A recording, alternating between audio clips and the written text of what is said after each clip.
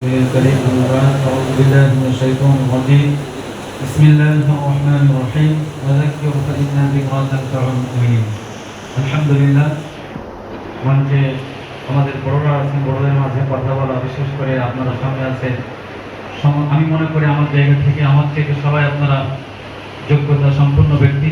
আপনাদের মাঝে কথা বলার কিছুই নেই, শুধু বড়দের কাছ থেকে দোয়া চাই, তাদের দিক নজর চাই।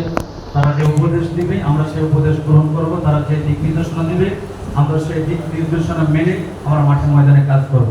সর্বশেষ একটি কথা বলতে চাই সকলের উদ্দেশ্যে। আল্লাহ সুবহানাহু ওয়া তাআলা রাসূলুল্লাহ সাল্লাল্লাহু আলাইহি ওয়াসাল্লামকে যেমন বলছেন ওয়াযাক্কিরু ফাইন্না যিকরা তানফাউল মুমিনিন, আপনি কোরআন থেকে মানুষদেরকে উপদেশ দিতে থাকেন, কারণ এই উপদেশ মুমিনদের উপকারে আসবে। কিন্তু আমরা দেখেছি বিশেষ করে আমাদের রাজশাহী চাঁপাইনবাবগঞ্জে আমরা দেখি বক্তা যখন স্টেজে উঠে 2 ঘন্টা আলোচনা করে, নাম দেওয়া হয়েছে তাফসীরুল কুরআন মাহফিল, তো তাফসীর তাটাও খুঁজে পাওয়া যায় না। 2 ঘন্টা আলোচনার মধ্যে ইসলামী গজল দর্শককে বিভিন্নভাবে উত্তেজিত করে সময় শেষ করে দেয়।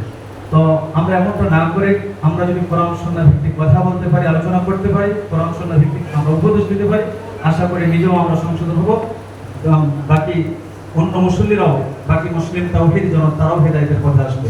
এই বলে আলোচনা শেষ করছি। ওয়া আলাইকুম আসসালাম।